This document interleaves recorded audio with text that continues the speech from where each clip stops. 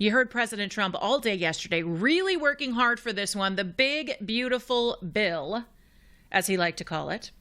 He was in Washington, D.C., talking to members of Congress yesterday, had a big meeting with them, spoke to reporters before and after the meeting, and then at the White House invited some of the holdouts from the Freedom Caucus to come on over. Well, good news overnight. They worked through the evening hours, and that big, beautiful bill, it passed. Cut 42. On this vote, the yeas are 215, the nays are 214, with one answering present. The bill is passed. All right, that is Speaker of the House Mike Johnson, who was a very tired Speaker of the House. I'm pretty sure he's napping right about now. But last night, the House voted while we were all sleeping, 215 to 214. You want to talk about passing this puppy by the hair of their chinny chin chin? Well, they passed that big, beautiful bill, and they did it Thursday morning after a lot of negotiations to get some of the GOP holdouts on board. So here's how it broke down, if you're curious. So every Democrat voted against this bill, which I think it's going to be trouble for them ultimately. We're going to talk about what's in it, and it's going to be really hard for Democrats to justify why not one of them actually came to the table to support it. But we had a couple of Republican holdouts. We had Tom Massey, the Republican from Kentucky, who said all along he was a no on this bill. We had Warren Davidson, a Republican from Ohio, who was also a no.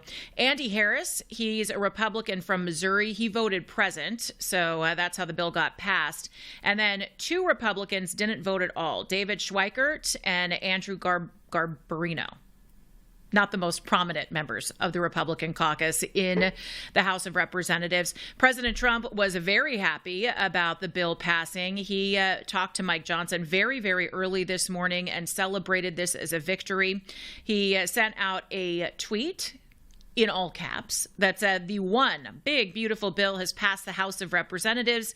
This is arguably the most significant piece of legislation that will ever be signed in the history of our country. The bill includes massive," all caps, "tax cuts, no tax on tips, no tax on overtime, tax deductions when you purchase an American-made vehicle." I'm excited about that. "Along with strong border security measures, pay raises for ICE and Border Patrol agents, funding for the Golden Dome, Trump savings accounts for newborn babies, and much more." He congratulated in this tweet Mike Johnson and the House leadership and said thank you to every Republican who voted yes on the historic bill. So what happens next? Well, the bill now goes over to the Senate, and your holdouts already have been making phone calls to senators trying to get them to chop it up a little bit to add more fiscal responsibility to that bill, the stuff that they say is missing from this current version. The Senate will vote on it, and hopefully this thing will get passed. And the reason I say it's good news, look, I am a fiscal conservative. I know Larry is too. But there was something so gratifying about seeing Republicans come together, as Democrats always do, come together to vote together on this one big bill that is not 100% perfect. It's not. It raises the debt ceiling, and President Trump did that by design in case Republicans don't have control of the House of Representatives in the next couple of years, so that he doesn't have to go through the argument, the ridiculousness of trying to make a case to raise the debt ceiling again. So he wanted to get that raised. It's not our favorite thing as Republicans. Certainly, we would have liked to have seen more cuts. We want to see some of those DOGE cuts actually put into legislation so that they can become codified, so that the next person down the road can't come and change some of the money-saving measures that President Trump and Elon Musk have put into place. But we needed to have this bill passed. We needed to have Republicans come together.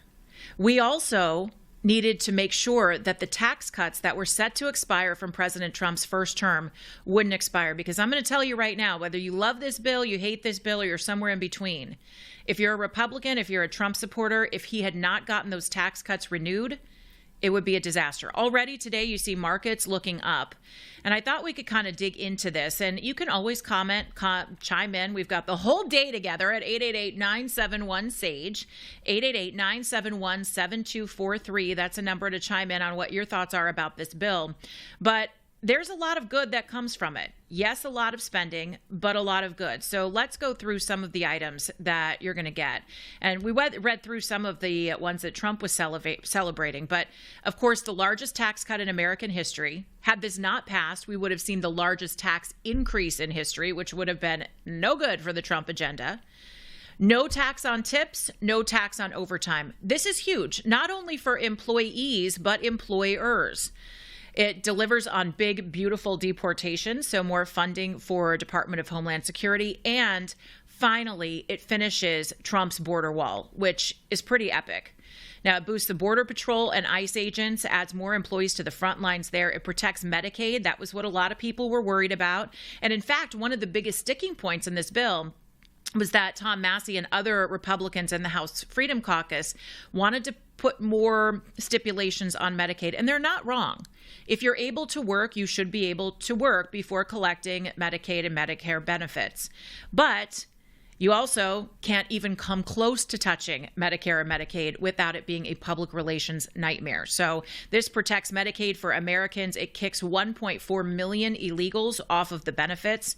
It requires able-bodied Americans to work if they receive benefits. This is huge. It reverses some of the spending that has been going on in Washington, D.C. It ends taxpayer-funded sex change for minors. See, again, how do these Republicans justify not coming together for this one?